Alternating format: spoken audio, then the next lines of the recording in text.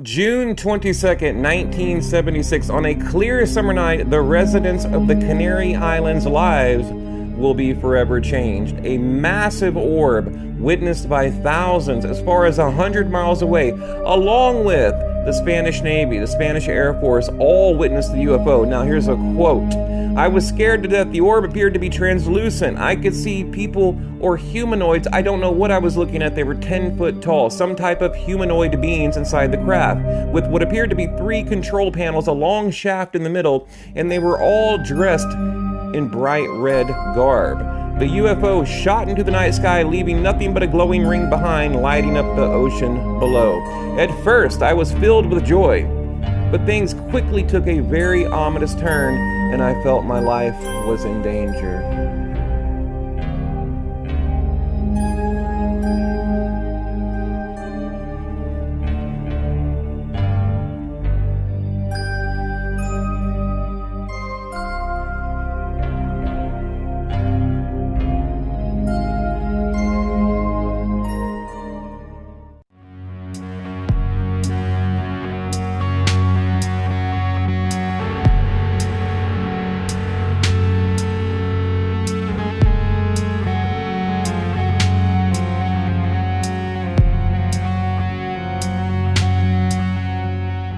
Alright guys, close encounters of the first, second, and third kind. Now, the terms or category, you guys know, but I'm going to quickly go over it, originally came from Project Blue Book, okay? Created by Dr. J. Allen Hynek, a scientific consultant for Project Blue Book, U.S. government UFO program from 1952 to around 1970. Quickly, like I said, I'm going to kind of burn through this real quick. Okay, close encounters of the first kind. Just a UFO sighting, nothing really spectacular, right? Close encounters of the second kind, okay, is basically when there's some type of evidence left behind that you can measure, study, whatever. Close encounters of the third kind is actual contact with an unknown being, and it doesn't always mean alien, okay? Keep that in mind. So I want to give you guys, I think, a very good example of close encounters of the third kind. And it's an older case, but I know there's a lot of new people, you know, to the UFO community, to ufology. So I kind of wanted to go over it, and I think it's very important to do so. So June 22nd, 1976. Okay, hundreds, actually thousands, tens of thousands of witnesses from all around the local area. We're talking about the Canary Islands, okay? Witnessed a mass UFO sighting, okay? And we're not talking about just one guy in the middle of nowhere claiming he saw a UFO. A huge UFO was seen lighting up the night sky, and we also have real pictures that was taken on the night of the UFO sighting. I'll show you one right here. Boom, there you go. Okay, right? And one of the most shocking details about this particular case is the orb of light. It was huge. Okay, and we'll get there, guys. I mean, and again, well documented. Okay, according to the official Spanish military report, witnesses say the size of the orb was 3 or 4 times bigger than the moon. And it gets better, okay? And you can tell by the photos, it's absolutely huge. But the question is, what is it?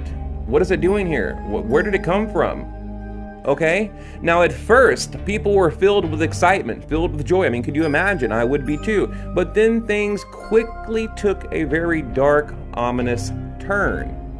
The orb began to grow and grow and grow and grow, okay, until it became as big as a 20-story building. And by the way, that's about 200 feet tall, 200 feet wide, roughly, to give you guys an idea of the scale. Take 10 two-story houses and stack them on top of each other, and that'll give you an idea of how massive this UFO was, okay? And, okay, we can see in the second photo, by looking at the buildings in front of the orb, the object was ginormous. It was bigger than the buildings, bigger than the tall buildings, you know, and this was again back in the 90s, okay? Eyewitnesses reported the object suddenly took off at incredible speed. Okay, unlike anything anyone has ever seen before. And then things get even crazier, okay, whenever the orb disappeared in a ring. There was just a ring left behind. Like there was this ominous, weird looking, like, smoke ring in the sky. And we've seen recent UFO sightings, and I think I showed one on the channel about a week ago of this weird ring in the sky, okay? And I know what you're probably thinking. Okay, this may seem like a close encounter of the first, possibly second. Why is it a close encounter of the third kind? Well, there's more. There's more. Let's get into a witness testimony from Dr. Francisco. This is where things get very interesting, okay? He was one of the first people to go on record with an official statement. And I want to mention, guys, the military did a detailed, meticulous investigation on this. And so we'll talk about that at the end of the video. But, you know, like I said, this wasn't just one guy in a field. I mean, this is probably one of the best stories as far as witness collaboration and stuff like that. You know, the Navy was involved, the military, the government. I mean, they did you know, multi-million-dollar investigations. I mean, this was a huge deal back then. Okay. Now he said, well, the doctor, he said the orb was hovering over the road. It was absolutely huge. When he looked, I'm reading the quote here. When he looked up at the orb, he was able to see inside. And what he saw next was truly terrifying. The doctor said the craft had occupants. The craft had occupants, and that was the word he used in his official statement, okay? There was something or someone inside of the UFO, okay? And again, that's when everything took an even darker turn. It went from excitement to fear in the blink of an eye. And this was his testimony. It went from amazement to feeling of panic and anxiety. And let me show you a picture real quick of what the physician witnessed inside the craft. Okay, in the official report from the Spanish government, the doctor was thoroughly interrogated and interviewed. I really want to drive that point home. The doctor said, he was with a taxi driver, okay? He said he and the taxi driver are driving along on his way home, and they see this globe-like object lighting up the night sky. The doctor says to the taxi driver, "Are you seeing what I'm seeing?" He went on to say it was like something in a dream, something out of a movie, truly unbelievable, and he wanted confirmation. The taxi driver gets closer to the UFO, and the doctor shouts, "My God, what is that?" I mean, could you imagine that moment there? Just like looking up to something that would give you that reaction where you're joyous and you're like, oh, wow, you're excited. And then, my God, what is that? Okay.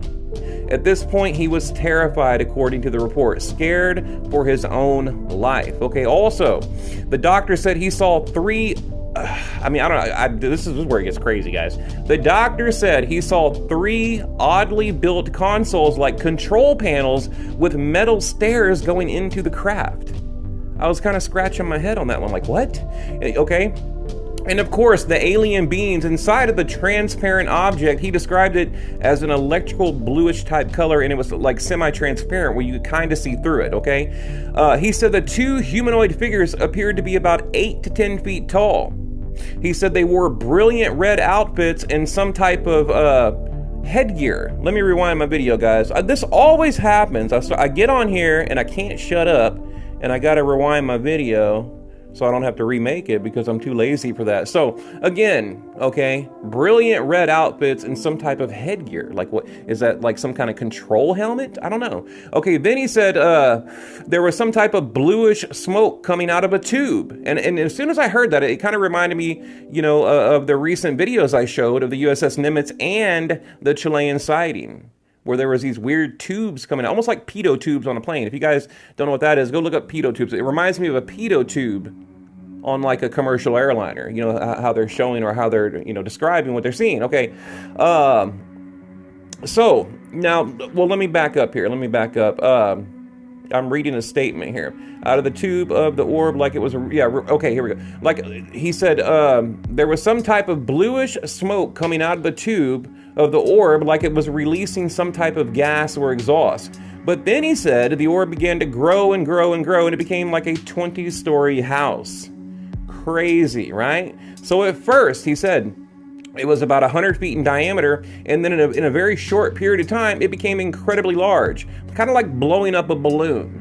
Okay, now I'm adding, that's not what he said, I'm paraphrasing here. Kind of like blowing up a balloon. I'm giving you like an analogy of what I think he was trying to describe, okay? Now it goes on to say, when the doctor finally made it to his location, because remember, okay, he was in a taxi this whole time. He ran inside the house, told everyone, come outside, look, like this is crazy. Basically, he went in there, he was going to see a patient, told them all to come outside. Now, as soon as they run outside, the craft shot off like a rocket, leaving a bluish spiral smoke trail left behind with a reddish tint to it, okay? Now, think about this, guys. I'm sure you guys remember the Norway spiral. Remember that viral video of that blue spiral? You know, it kind of reminded me of that. I mean, is all this connected? I think all UFOs are connected. I really do. Anyway, let's get back to the eyewitness testimony.